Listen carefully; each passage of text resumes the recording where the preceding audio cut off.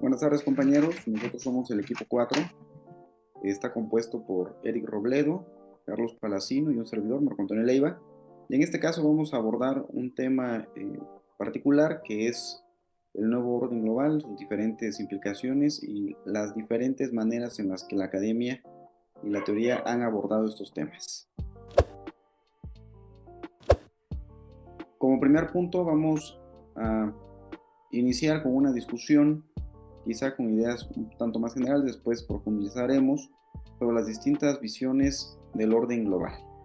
Pues existen diferentes teóricos, diferentes estudiosos de la geopolítica y de diversos temas alrededor de las relaciones internacionales actuales y que tienen diferentes posturas, ¿no? De acuerdo a estudios del orden global, del ámbito comercial, eh, considerando pues que el ámbito comercial no va solo, sino que engloba también cuestiones políticas, cuestiones financieras, tecnológicas e inclusive militares.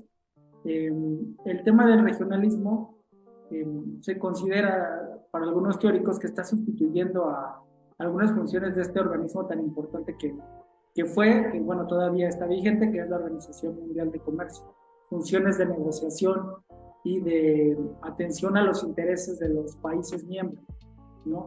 Toda vez que pues, la Organización Mundial de Comercio, entre otros factores, ha decaído un tanto por su amplitud de asociados, con visiones e intereses muy heterogéneos.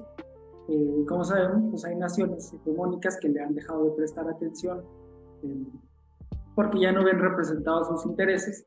Y bueno, hay algunos teóricos que consideran que el regionalismo está sustituyendo funciones de este organismo, de la OMC, ¿no? En términos, por ejemplo, de negociación y de atención a los intereses de los miembros. Eh, entonces, algunos teóricos proponen, o más bien han estudiado cómo hay naciones que han propuesto, o naciones o otro tipo de entidades que han propuesto reformar a la Organización Mundial de Comercio para que ésta no se extinga, siendo una de ellas muy interesante el poder el pensar en convertir la Organización Mundial de Comercio en un aparato que más eh, que se dedique a promover alianzas y a promover la liberalización de los mercados, se convierta en un aparato que busque ahora la armonización de políticas internas que estén representando un obstáculo para el desarrollo del libre comercio, ¿no? Y bueno, también es importante mencionar que toda vez que la globalización presenta ventajas, por ejemplo en el ámbito comercial, pues la creación de estas cadenas productivas de valor también genera retos, ¿no? Como es la interdependencia económica. Y bueno, dado que esto es así, por ejemplo, los académicos realistas pues ven en el interregionalismo una herramienta que pudiera generar equilibrio, ¿no? ¿Eso qué quiere decir? Que bueno, frente a estas naciones hegemónicas o bloques de países hegemónicos como la Unión Europea y la región de Asia Oriental, pues los países se agrupan para poder equilibrar su poder económico, político, comercial, tecnológico, etcétera, ¿no? Y bueno, de estas naciones hegemónicas que mencioné, si bien sigue siendo una de las más importantes de Estados Unidos, también aparecen dentro de este bloque la Unión Europea y Asia Oriental. Pues igual, para seguir sumando a esta discusión inicial, a mí me gustaría mencionar que mucho depende el autor y la perspectiva que se tome para poder analizar el nuevo orden mundial. De acuerdo con Joseph Brand, este nuevo orden más bien se basa o está muy vinculado con el orden económico y sobre todo con las hegemonías regionales. Me parece que también va muy apegado a otras posturas que lo que argumentan es que entre más integración económica y política se pueda llevar adelante, es menos factible que los conflictos eh, bélicos o armados tengan lugar. Partiendo de la experiencia de Europa después de la Segunda Guerra Mundial, esta inició con importantes ejercicios, importantes iniciativas de integración a nivel comercial para evitar precisamente un conflicto de las magnitudes que hubo en esa época, y fue un modelo que se empezó a extender a otras regiones del mundo, incluido obviamente América Latina y Asia Pacífico, en el que, nuevamente, como Brand lo menciona, comienzan a configurarse poderes hegemónicos que lo que buscan es impulsar mayores brechas de comercio, eliminar las barreras comerciales y con ello poder además, creo yo, afianzar su poder, pero no solo eso, sino poder alcanzar acuerdos preferenciales de comercio, áreas de libre comercio, uniones especializadas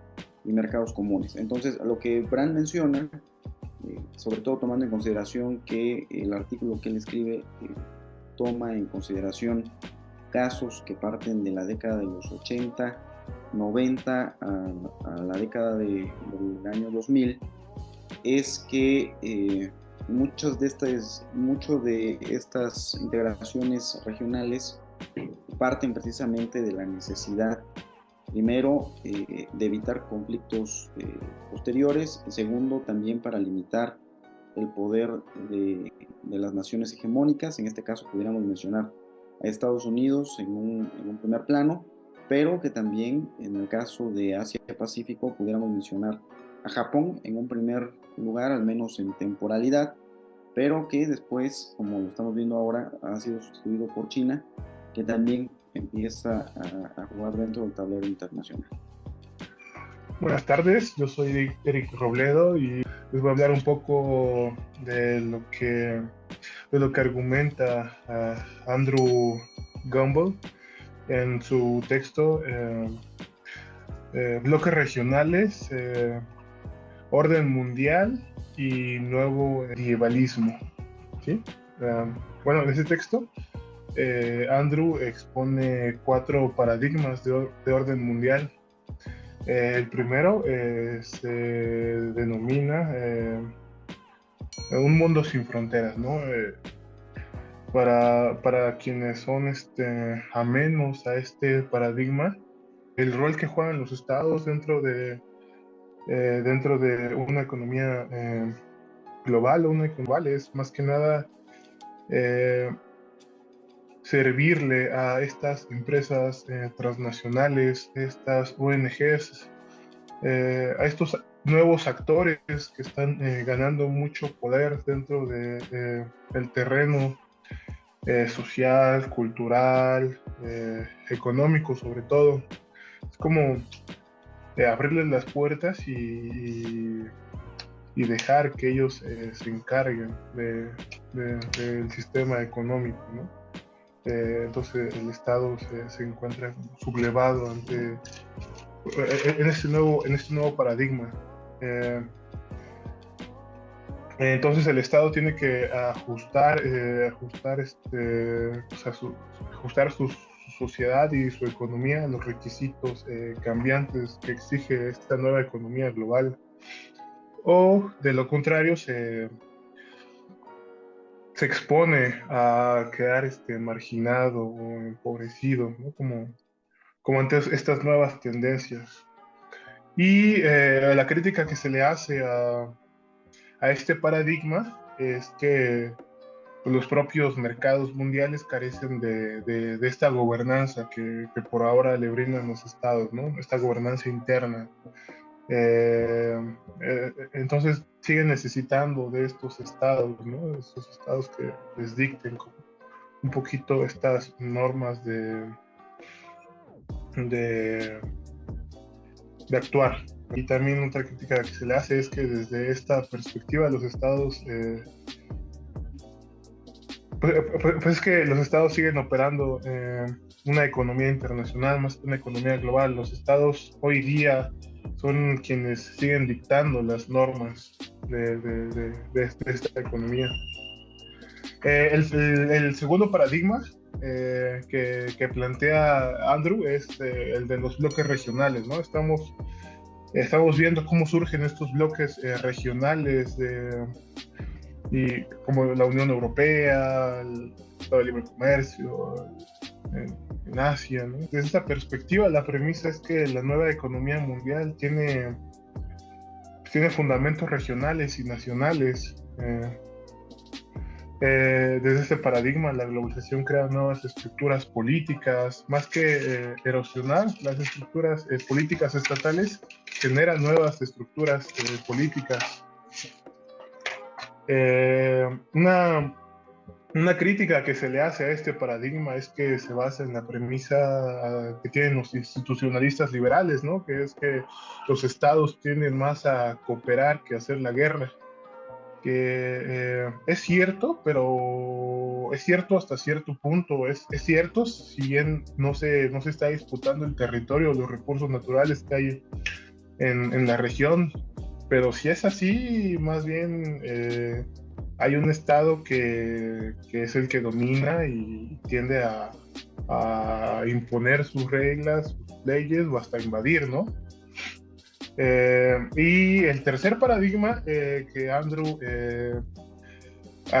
expone es el del Imperio Americano, ¿no? El Imperio Americano, todos sabemos, después de la Guerra Fría, Francis Fukuyama, al fin de la historia, Estados Unidos implanta este sistema económico liberal a nivel mundial, tiene este poder militar con el que legitima su poder financiero y también es financieramente muy poderoso y mantiene sublevados a otras naciones alrededor del mundo, en todos los continentes, ¿no?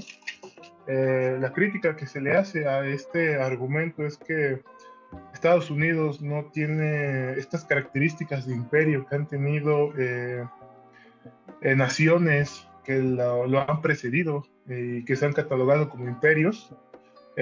Andrew no especifica cuáles son, eh, pero también argumenta que un imperio duradero requiere la capacidad de imponer un dominio territorial directo y una justificación imperial, algo que Estados Unidos hoy por hoy ya no tiene.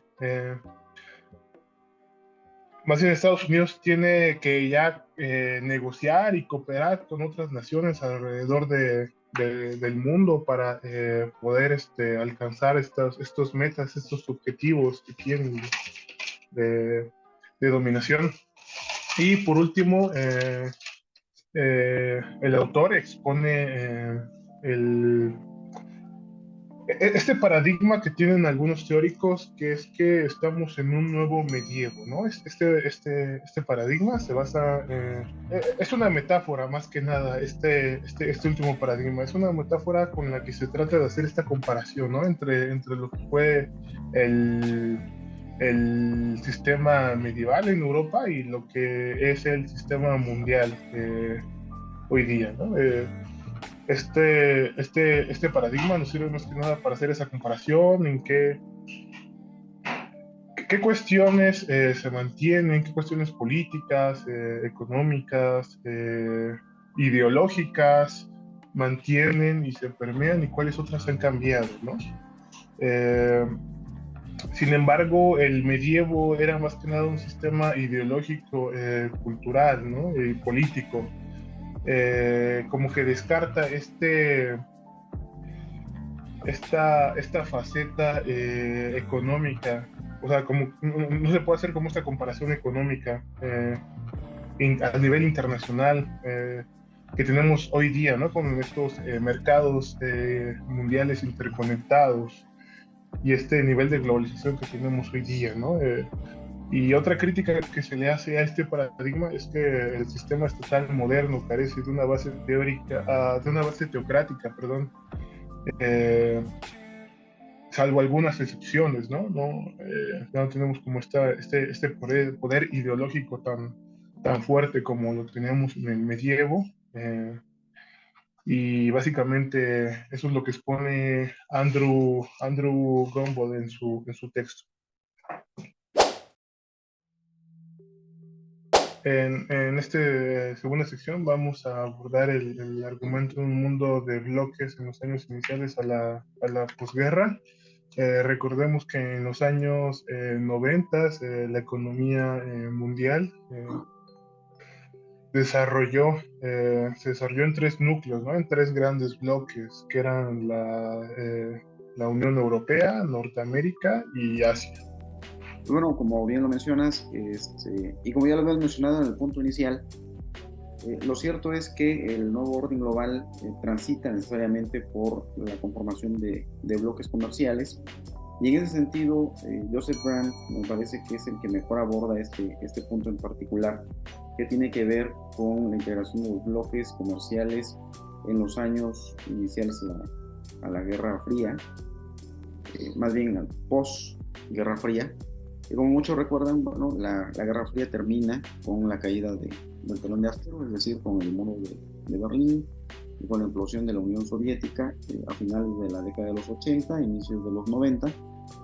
Y bueno, en ese sentido, de acuerdo a Brandt, y obviamente tomando en consideración el contexto que toma su artículo, el mundo habría quedado dividido en diferentes bloques, algunos de ellos con estructuras que superaban propiamente a las estructuras estatales de las naciones que las integraban, y en otras más se habían conformado a través de acuerdos multinacionales. Brandt menciona que sería un error considerar que el nuevo modelo de integración estuviera íntimamente vinculado con la hegemonía norteamericana, que también hay algo de ello. Sin embargo, el nuevo orden económico se encontraba conformado, o se encuentra más bien conformado por hegemonías regionales. Entonces Brandt nos dice que los bloques de comercio los podemos entender como acuerdos económicos preferenciales entre un grupo diferente de países, existiendo para ello una serie de niveles de integración. Para ello menciona unos de ellos. Primero, los acuerdos preferenciales de comercio, las áreas de libre comercio, las uniones especializadas, los mercados comunes y las uniones económicas. También nos menciona que existen tres características de los bloques de comercio. Estos pueden nacer a raíz del miedo, es decir, lo que buscan es limitar algún poder hegemónico regional o evitar conflictos posteriores. La otra es que promueven la liberalización comercial al interior del bloque. Sin embargo, lo paradójico que menciona Brandt es que al mismo tiempo generan políticas proteccionistas hacia el exterior del bloque. La tercera de ellas tiene que ver con la agricultura, un tema fundamental en estas nuevas dinámicas internacionales, pero que tiene dos aristas. Una puede ser un tema de mucho peso dentro de las agendas conjuntas, o otra puede ser la de ser descuidada de manera intencional. Entonces, en este sentido, Brandt nos menciona casos concretos de estudio. El primero de ellos, obviamente, tiene que ser la Unión Europea, Europa, ya que esta es la comunidad económica más exitosa que se tenga registro hasta el momento, ya que a diferencia de otros ejercicios similares, esta sí logró la construcción de instituciones y poderes que superaban a las fronteras de sus países miembros, lograron la construcción también de poderes supranacionales, como son el Parlamento Europeo, el Poder Judicial y los consejos y poderes ejecutivos de la Unión Europea. Y al mismo tiempo se ha logrado armonizar el mercado común, fortaleciendo con ello la Comunidad Económica Europea, desarrollando con ello un nuevo nivel de soberanía. Entonces, el objetivo de estos acuerdos era poder reducir las barreras arancelarias y con ello facilitar el comercio entre las naciones que formaban parte de esa misma comunidad. El otro caso es el caso africano. De acuerdo a Brandt, esta región ya había experimentado algunos ejercicios de integración regional y política, como la Unión Especializada Africana del Sur. Bueno, nos menciona también que estos ejercicios de integración en África, tanto económicos como políticos, se dieron a raíz precisamente del abandono de los viejos modelos coloniales e iniciaron un nuevo proceso de comercialización y comercio con los países vecinos, también con el objetivo de dejar de utilizar las viejas monedas que los ataban a un modelo colonial europeo. En el caso de Medio Oriente, los ejercicios de integración se han concentrado principalmente en el norte de África. Han sido intentos por generar condiciones necesarias para el nacimiento de mercados comunes. Sin embargo, menciona Brandt que en realidad uno de los ejercicios de integración más exitosos que han tenido las naciones medioorientales tiene que ver con la OPEC, que es esta organización de países productores de petróleo, que sin embargo, en realidad, lejos de ser porque el propio Brandt lo menciona, lejos de ser un ejercicio de integración, lo que ha estado ocurriendo es que es una especie de cartel en la que ellos controlan la producción de petróleo y con ello también los precios internacionales, lo cual obviamente va en contra de los cimientos del libre mercado. En el caso asiático, Brand menciona que también existe la conformación de bloques, sin embargo esta ha sido más difícil, ya que ha existido una falta de cooperación importante entre estas naciones y además una falta de especialización económica, lo cual también ha perjudicado integraciones exitosas. Lo que él menciona es que uno de los primeros ejercicios importantes de integración lo podemos encontrar en la Asociación de Naciones del Sudeste Asiático, que nace como un acuerdo de seguridad regional, más allá de un acuerdo de integración económica. En realidad, el tema principal con esta asociación son temas de seguridad común. Y en el caso de América, a pesar de que tenemos muchos ejemplos de integración, como el Mercosur, la CARICOM, la ALADI, como bien lo menciona Brand, en realidad el ejercicio más exitoso de integración lo encontramos en el NAFTA, hoy con un nuevo nombre, que integra a las 3 naciones de América del Norte, Canadá, Estados Unidos y México, y que fue un ejercicio bastante exitoso, sobre todo en lo que tiene que ver con el intercambio comercial, la reducción de barreras arancelarias y además logró que las 3 naciones socias dejaran de impulsar políticas proteccionistas, al menos al interior de sus propios mercados. Como bien lo había mencionado mi compañero Eric, en la actualidad existen 3 grandes bloques encabezados por América del Norte, Europa y Asia. En el caso de América lo encontramos en el NAFTA, o al menos así lo plantea Brandt en su artículo. Sin embargo, pues hay que mencionar que el NAFTA ya no es lo que era en los años 90, ya se ha cambiado. Sin embargo, sigue siendo un acuerdo bastante importante en términos comerciales. Y bueno, este acuerdo lo que buscaba era poder expandirse a otros hemisferios. De inicio, la primera etapa consideraba que era importante que México afianzara su posición, fortalecerlo.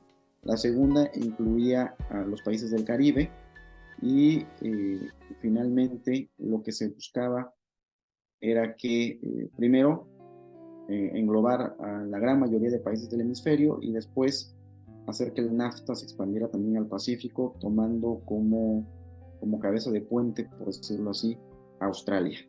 En el caso europeo, igual habría visiones expansionistas del mercado común europeo. En este caso había 3 importantes etapas, de acuerdo a Brand. La primera de ellas contemplaba la total integración de los países de Europa Occidental. La segunda, incluir a las naciones de Europa del Este y las que alguna vez pertenecieron a la antigua URSS. Y finalmente, la última etapa buscaba incluir a las naciones del NAFTA, países del Caribe y de África a través de acuerdos de libre comercio. El caso de Asia, encontramos que la integración fue impulsada principalmente por países europeos con el objetivo de limitar el poder económico japonés, que se comenzaba a constituir como un poder hegemónico regional. Sin embargo, como ya lo había mencionado, debido a la falta de especialización de las economías asiáticas y a su falta de cooperación, Japón pudo ser uno de los principales impulsores de estos nuevos bloques asiáticos, ser uno de los principales inversores en la región, y finalmente esto dejó fuera de la jugada a Estados Unidos y a Europa, constituyéndose así un poder hegemónico regional en Asia, encabezado por Japón. Hoy me parece que las circunstancias han cambiado y China ha logrado empezar a desplazar a Japón en ciertas áreas, ha querido ocupar ese vacío que ha dejado Estados Unidos después de la era Trump, pero que se ha encontrado con bastantes problemas, precisamente también por esta rivalidad que tiene no solamente con Japón, sino ahora también con Vietnam, con Corea del Sur y con la India. Ahora bien, Brandon menciona que existen ventajas y desventajas respecto a la conformación de bloques y la integración regional. Menciona 5 ventajas importantes. Primero, nos dice que el GATT ha quedado superado y que las nuevas iniciativas de integración a través de bloques comerciales son más efectivas. Los bloques son mejores para la reducción de tarifas y barreras comerciales. Los ingresos tienden a crecer entre los miembros del bloque. Las políticas del GATT enfocadas a la reducción de tarifas han fallado, a diferencia de lo que han podido impulsar los bloques regionales. Y en ese momento, la integración de bloques comerciales habría sido un dique muy efectivo respecto al crecimiento de Japón. Las desventajas que nos menciona Brandt respecto a esta nueva composición del orden internacional es que la creación de nuevos bloques comerciales pone mucha presión al sistema GATT y a los países que forman parte de él. Los bloques comerciales no liberalizan el mercado, sino que genera políticas proteccionistas fuera de él, dejando en desventaja a muchos países que no son parte del bloque.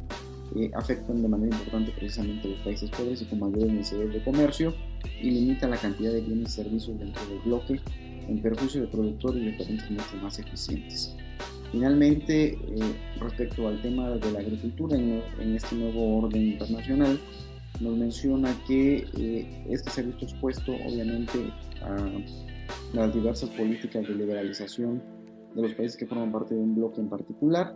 Sin embargo, existen políticas para minorar los efectos negativos en el sector, ya sea a través de subsidios, como es en el caso europeo, o a través de importantes préstamos, como es el caso americano. Siguiendo con la dinámica de la actividad, vamos a abordar ahora el punto número 3, que es el interregionalismo y el transregionalismo, enfocado en dos casos específicos, que es la Unión Europea y la APEC, como iniciativas de integración en Asia-Pacífico. Bueno, me gustaría iniciar comentando que el interregionalismo, de acuerdo a la escuela realista, contribuye al equilibrio. ¿Qué equilibrio hablamos? Pues bueno, del equilibrio frente a poderes superiores de las naciones hegemónicas, como son los Estados Unidos, ¿no? En términos diferentes y diversos, como en términos militares, económicos, políticos, tecnológicos, financieros. Pero no solo los Estados Unidos, sino también frente al poder económico, por ejemplo, de la Unión Europea y de Asia Oriental, ¿no? Este poder se ve reflejado a través de actividades regionales que están representadas en empresas transnacionales, todo, ¿no? Por lo anterior, bueno, para la escuela realista, pues el interregionalismo se ve como un vehículo, una manera para mejorar la gobernanza global, para hacerla más equilibrada, para ayudar a tener oportunidades y riesgos, ¿no? Que se derivan de esta interdependencia que se ha generado dada la globalización, ¿no? Bueno, hay al menos dos tipos diferentes de funciones de equilibrio que el interregionalismo podría desempeñar, y uno es el equilibrio de poder que se dirige contra las grandes potencias o alianzas amenazantes, ¿no? Este tipo de equilibrio en última instancia pues perseguiría objetivos de seguridad nacional. Bueno, se lleva a cabo externamente contra una amenaza fuertemente percibida y tiene como objetivo mejorar las autonomías nacionales. Y el otro es el equilibrio dentro de un contexto institucional. Esta forma de equilibrio supone un entorno de menor amenaza y el objetivo clave aquí es la influencia dentro del contexto institucional más que la autonomía. ¿No? Ambas formas de equilibrio tendrían que ver con la gestión de las relaciones de poder en las relaciones internacionales. Bueno, desde la perspectiva institucionalista, las relaciones internacionales se han caracterizado por la búsqueda de seguridad y de riqueza, ¿no? Y contienen aspectos tanto de ganancias de suma cero como de suma positiva, ¿no? Hay oportunidades tanto para reducir los costos de transacción y facilitar la división del trabajo, pero también hay dependencias y hay vulnerabilidades, ¿no? La gestión de esta interdependencia va a estar dirigida a explotar el potencial para mejorar el crecimiento, pero también a gestionar las vulnerabilidades de los peligros ambientales internacionales, de las distorsiones en las relaciones comerciales, de la inseguridad del suministro energético, de los problemas ambientales, entre otras cuestiones, ¿no? Bueno, se relacionan como deberían ser las cosas,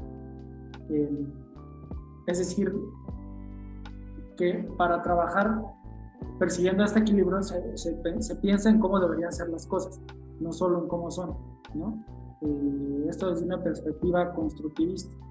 Entonces se analizaría el interregionalismo buscando su contenido en términos de normas e identidades, y aquí es donde encontramos el valor de la Unión Europea, de la PEC, ¿no? De este acuerdo, y Y bueno, a cuestiones de cooperación económica, no, perdón, tras el surgimiento del APEC, en un principio no tenía considerado incluir a Estados Unidos, ¿no? Posteriormente Estados Unidos se integra a este acuerdo, eh, y la administración Clinton lo tomó como una manera, una maquinaria para permear sus intereses, para poder lograr sus intereses, y bueno, invitó a que se reunieran los líderes en una cumbre en Seattle en el año 93, ¿no? Y trató de utilizar estas cumbres como un vehículo para impulsar la liberación del comercio en toda la región, cuestiones de cooperación económica como comercio, inversión, energía, medio ambiente, y a meter una agenda, ¿no? Pero de la agenda de la PEC, y bueno, cabe destacar que mucho de eso no se logró, no se consolidó, no logró Estados Unidos el objetivo. Se integraron más países, hoy en día son 21, entre ellos muchos países latinoamericanos e inclusive Rusia, ¿no? Pero la participación de los Estados Unidos en el PEC parece más, de acuerdo a Jürgen, a la participación de un forastero que ingresa, ¿no? En lugar de un miembro de pleno derecho de Asia-Pacífico. Lo mismo con Canadá, Australia y Nueva Zelanda. Y bueno, otra cuestión es que la PEC cubre una membresía tan grande que también por eso se considera dudoso si tomarlo o no como una región, ¿no? Y parece más bien la opción concebirlo como una institución interregional. Para concluir mi participación, creo que es importante mencionar que Estados Unidos estaría comprometido en cuanto a la PEC, a controlar, tanto en controlar el poder como en ser controlado por otros. En el último argumento, ¿no? Estados Unidos estaría por encima de la refriega y llevaría a cabo el equilibrio interno y la construcción de coaliciones, entre otras cosas, a través de la cooperación interregional. Sin embargo, no es la única visión que pudiera tener Estados Unidos dentro de este acuerdo, sino que hay otros teóricos que consideran que como originalmente no estaba ni destinado a ser un miembro, más bien al no promover sus intereses, ha generado una resistencia dentro de la OPEC, debido a que se observa incluso una obstaculización a la agenda estadounidense, ¿no? Que ha sido incluso demasiado fuerte, y es por eso que no ha funcionado como tal para los Estados Unidos como un foco de liberalización comercial interregional. Bueno, bajo esa misma tesitura, como bien lo habías mencionado, existen dos casos muy específicos, la PEC y la ASEM. Y bueno, es importante mencionar de manera muy rápida que estos son casos que están vinculados precisamente a la integración regional del Asia-Pacífico.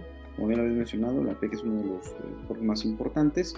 Nace con el objetivo de eliminar barreras comerciales dentro de los países de la región, que evidentemente comenzaron a encontrar cierta resistencia, sobre todo en la agenda política de Estados Unidos, como bien lo habías mencionado tú.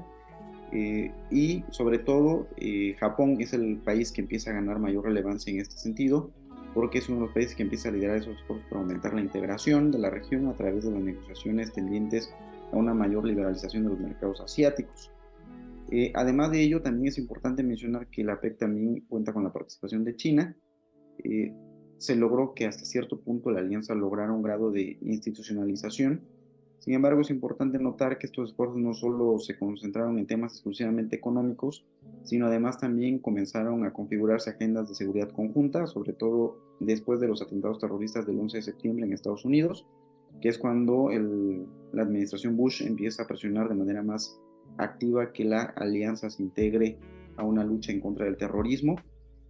Y todo eso hace que se llegue a la conclusión de que ambos esfuerzos, tanto la APEC como la ASEM, están enfocados realmente a ser vehículos de balance de poder e influencia entre los países involucrados, más allá de un ejercicio real de integración, como bien lo habías mencionado tú, los intentos norteamericanos de imponer o impulsar sus agendas a través de los Estados miembros de la APEC, pues resultaron ser infructuosos, precisamente porque estos tenían agendas diferentes y no eran convergentes con los intereses norteamericanos. Me parece que en ese punto mi compañero Carlos sí fue bastante asertivo. Además, bueno, es importante mencionar que ambas iniciativas, la APEC y la CEM, se convirtieron también en esfuerzos de seguridad común, también la CEM. Sin embargo, el hecho coyuntural siempre va a ser los atentados terroristas del 11 de septiembre en Estados Unidos, que poco a poco empezó a ganar mayor peso en las agendas. Sin embargo, no lograron acciones conjuntas o comunes, o más bien me parece que Estados Unidos fracasó en su intento de imponer esa agenda a los Estados miembros. Sobre todo, bueno, precisamente porque había un conjunto de intereses ahí bastante diversos, sobre todo los chinos y los japoneses. Y bueno, finalmente, importante mencionar que a pesar de todo lo anterior, ambos esfuerzos en realidad no tuvieron implicaciones importantes en acciones concretas ni en seguridad ni en comercio. Más bien los países empezaron a operar a través de acuerdos bilaterales, siendo que fueron más eficientes a través de ese mecanismo de integración, más allá de este intento quizá macro-regional que fue la APEC. Y bueno, en ese caso pues sería importante ir viendo cuáles han sido los resultados que, repito, para el autor que estuvimos analizando, realmente fueron muy pocos. Sí, por último, Jürgen argumenta que hay algunos gobiernos que forman parte del APEC que han utilizado esta cooperación interregional como una forma, una manera de controlar y equilibrar a los demás actores, ¿no? También la han utilizado para promover estabilidad y prosperidad nacional y regional y generar esta identidad colectiva regional. En segundo lugar, el autor considera que los gobiernos parecen apreciar y parecen ser conscientes del apoyo de sus homólogos a políticas concretas, ¿no? También considera que hay una inercia burocrática que mantiene a flote a estas dos instituciones, al APEC y al CEM.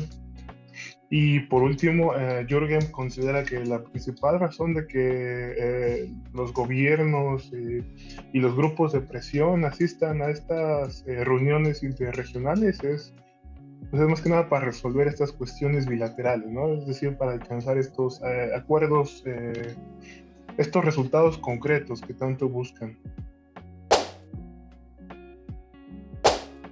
Bueno, y en este cuarto punto vamos a hablar sobre un concepto muy importante que es el macroregionalismo y bueno, vamos a aterrizarlo en dos proyectos específicos, que es el Tratado Transpacífico y el Acuerdo Transatlántico de Comercio e Inversión.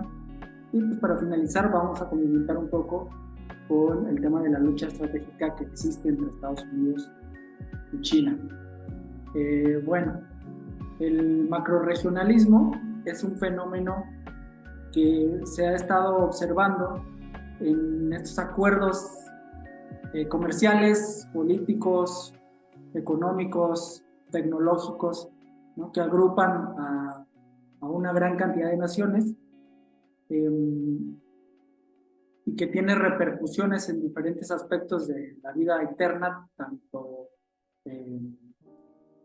a nivel interior de las naciones que la integran como a nivel exterior frente al panorama global. Y hay un ejemplo muy claro de este que es el Acuerdo Transpacífico, un acuerdo que inició, si bien no con pocas naciones, sí con una cantidad menor a la que ha alcanzado hoy en día, y bueno, que tiene su origen en el año 2006 en un acuerdo firmado entre Brunei, Chile, Nueva Zelanda y Singapur, ¿no? Posteriormente se incorporó a este tratado a Australia, a Estados Unidos, a Malasia, a Perú y a Vietnam, y se integró como tal lo que es conocido como el Acuerdo Transpacífico, ¿no? Posteriormente se integró también Canadá, Japón y México. Este fenómeno ha también producido que haya acuerdos entre las naciones miembros del Acuerdo Transpacífico. Es decir, a raíz del Acuerdo Transpacífico se han generado acuerdos entre los países miembros, como por ejemplo Chile, Nueva Zelanda, México, Perú y Singapur, ¿no? Estos acuerdos, cabe destacar que tienen un parentesco, mucha similitud con estos templates, este machote de acuerdo que generó la diplomacia comercial norteamericana, ¿no? Existe como un template general y muchos de estos acuerdos pues van bajo esta premisa, ¿no? El Acuerdo Transpacífico cubre diversos temas, los temas tradicionales y algunas otras disciplinas transversales. El objetivo inicial pues era eliminar aranceles y medidas no arancelarias y adoptar un nomenclador arancelario único, lo cual no se ha dado como tal, y de lograrse sería un gran avance en el tema comercial, ¿no? La adopción de un régimen de acumulación de origen sería facilitaría la integración de cadenas productivas entre todos estos países, y sin embargo representa diversos retos porque debe incorporar las sensibilidades y las preocupaciones de todos los países miembros. Esto implicaría que también, y bueno, de hecho es un fenómeno que se está llevando a cabo, no se ha logrado en su totalidad, pero es un fenómeno que se está llevando a cabo y que involucra temas muy importantes como armonizar políticas internas, como armonizar normatividad, armonizar estándares, y es complicado porque muchos de estos estándares dependen de costumbres, de ideologías, de concepciones, ¿no? Y bueno, pues involucra temas, el Tratado Transpacífico también sobre medidas fitosanitarias, barreras técnicas al comercio, entonces pues por eso ha sido complicado lograr esta homologación, ¿no? Sin embargo es un proceso vigente y que cada día se va acelerando más, ¿no? Bueno, también se prevé en el Acuerdo Transpacífico que haya una agenda vinculada al comercio de bienes en cuanto a todo el tema digital, ¿no? Que hoy en día tiene mucha preponderancia en temas de comercio electrónico, telecomunicaciones también, y compras gubernamentales, entre otros temas, ¿no? Hay unas cláusulas muy específicas que excluyen algunas reglas generales y estos incluyen una lista de excepciones. Ha habido algunas áreas de conflicto, como ha sido la extensión del periodo de protección a las patentes medicinales y a los derechos de autor, la introducción de patentes sobre procedimientos, métodos quirúrgicos, la adopción de mecanismos de control de la distribución de datos de Internet. Y quien ha presionado mucho justamente en estos temas es la diplomacia comercial norteamericana, ¿no? Estados Unidos. Y son temas que han sido polémicos, han presentado complicaciones. De alguna manera, pues también Estados Unidos busca en este acuerdo transpacífico, pues velar por sus intereses, un tanto, de acuerdo a algunos teóricos, más allá que armonizar con todos los demás miembros, ¿no? Sino está buscando verlo como una maquinaria para igual extender sus intereses. Repito, de acuerdo a algunos teóricos, habrá quienes no opinen de la misma manera. Y los únicos países que no han entrado al tema de las compras de gobierno son Brunei, Malasia y Vietnam. De ahí en fuera, todos, derivados del Acuerdo Transpacífico, han llegado a acuerdos en temas de compras de gobierno.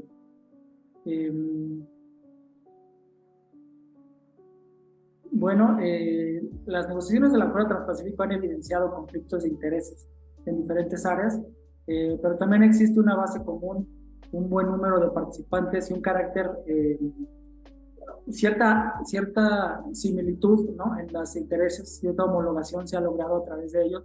No obstante, se observan asimetrías, como en muchos de los acuerdos norte-sur, ¿no? Se observan diversas asimetrías y bueno, las mayores reservas se relacionan con la participación de economías desarrolladas como Japón, con las que Estados Unidos no ha conseguido aún alcanzar acuerdos de libre comercio.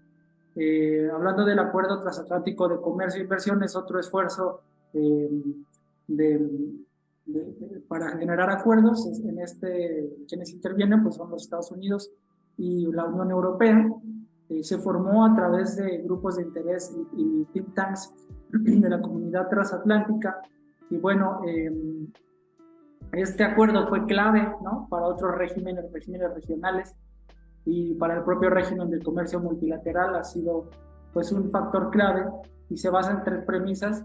Una es el acceso al mercado de bienes y servicios, eh, inversiones y contratación pública. La segunda es la cooperación, la convergencia regulatoria, y la tercera es diferentes disciplinas misceláneas, ¿no?, como es el comercio de materias primas y energía, las empresas estatales, la extensión de la protección de la propiedad intelectual, entre otras. En la actualidad, el 70% del comercio bilateral ya tiene lugar libre de aranceles, y hay algunos retos en sectores como los lácteos y alimentos, como los productos textiles, por ejemplo. Y bueno, de ese 30% que no se ha logrado acuerdo, algún beneficio arancelario, pues en efecto constituyen el corazón de las sensibilidades de las dos partes. Un reto muy importante es el tema de los subsidios internos, en donde no se han tocado mucho, no se ha ido mucho a fondo en el tema. Ambas partes han sido renuentes a acordar ciertos puntos para aplicación de subsidios internos. Y bueno, un reto importante son los subsidios a la agricultura, que es un conflicto tradicional entre los Estados Unidos y la Unión Europea. Bueno, existen varias dificultades para negociar mejoras en el acceso a los mercados en actividades sensibles, como ya mencionamos.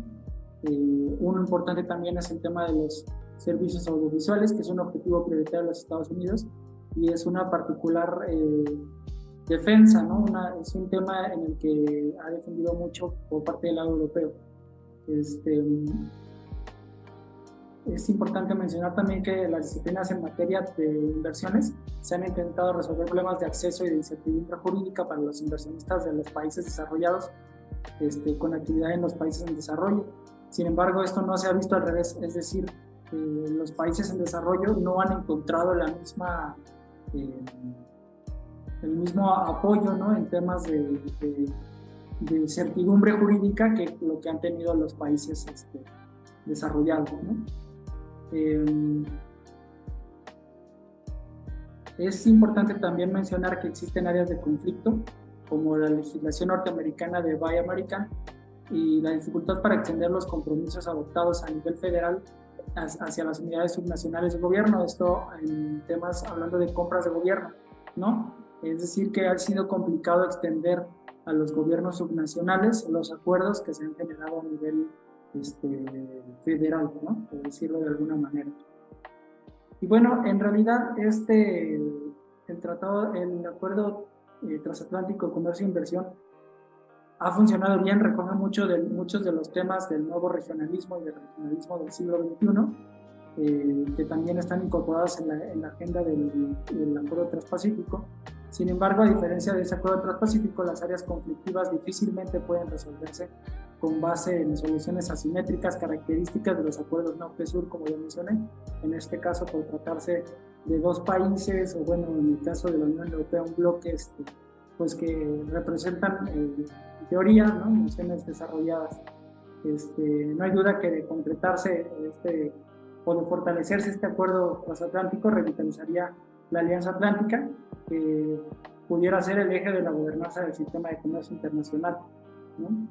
Bueno, concluyendo, pues existe una notable continuidad entre los incentivos y las características del nuevo regionalismo con el regionalismo del siglo XXI. Hay foco en los aspectos sustantivos que comparten ambas modalidades, las disciplinas que cubren, los actores claves que impulsan su uso estratégico, y sin embargo hay bloqueos que se enfrentan.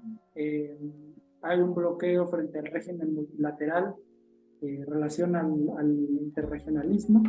La naturaleza de esos bloqueos pues hace improbable que puedan removerse con reformas de procedimiento, ¿no? En cambio, en estas condiciones, el régimen europeo no permite identificar los incentivos para que esta alteración resulte de la dinámica propia de la negociación multilateral.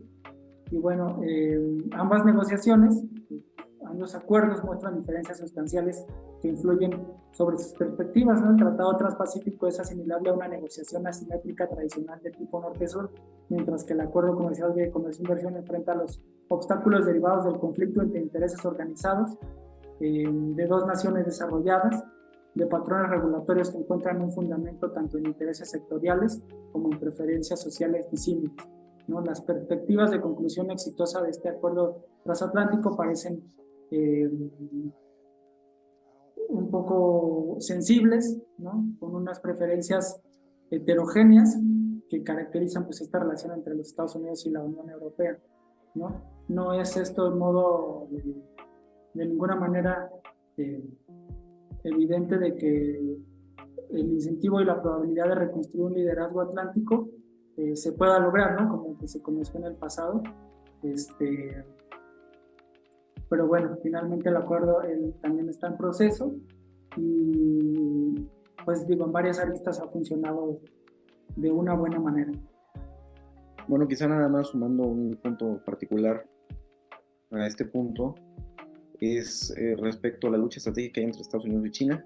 Como ya lo había mencionado y recordando quizá un poco la postura de Brand, muchas veces los bloques regionales nacen a raíz del miedo, haciendo referencia obviamente a limitar los poderes hegemónicos, y en este caso me parece que es muy claro que existe un conflicto respecto a la lucha de la hegemonía en la región. Estados Unidos se la está disputando ahora a un nuevo poder, ya no a Japón, como lo había mencionado Brand en su artículo, sino esta vez a China como nueva potencia hegemónica de la región. Y precisamente retomando lo que había mencionado Carlos respecto al TTP, que es este tratado que era la punta de lanza de la diplomacia norteamericana para poder limitar el poder chino.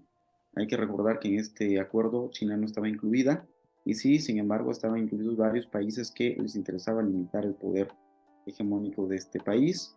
Sin embargo, también es importante mencionar que estos acuerdos, estos bloques, pueden a veces estar no a merced, pero sí muy vinculados respecto a las políticas interiores de cada país.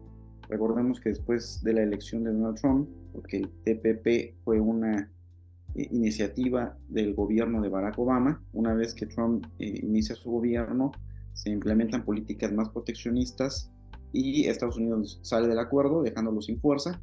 Sin embargo, me parece que hoy en día aún podemos ver que Estados Unidos, a través de acuerdos comerciales, diversas alianzas políticas y también militares, que me parece también es importante mencionar porque los acuerdos de integración regional también pasan por ello, pasan por acuerdos de seguridad regional, de seguridad común. Pues bueno, Estados Unidos ha logrado, o más bien pretende, limitar el poder chino a través de alianzas con la India, con Corea del Sur, con Vietnam, con Australia, con las naciones del sudeste asiático, que también están muy interesados en limitar el poder chino, y me parece que esa es una de las estrategias más importantes que ha llevado a cabo el país norteamericano para evitar que la hegemonía regional de Asia quede en manos de China, que lejos de ser un socio para Estados Unidos, más bien lo ve como un rival, al igual que otras naciones como Japón, como India, como Corea del Sur. Pues bueno, compañeros, esto ha sido todo por nuestra parte. La intención era poder poner sobre la mesa del debate nuestras perspectivas respecto a las nuevas maneras en las que se está viviendo el orden internacional a través de bloques comerciales, a través de cooperación en seguridad, a través de agendas comunes, y de cómo a veces también precisamente las agendas políticas de los países miembros de un bloque pueden resultar ser muy infructuosas y ser un obstáculo para la integración regional. Eso ha sido todo por nuestra parte. Muy buenas tardes.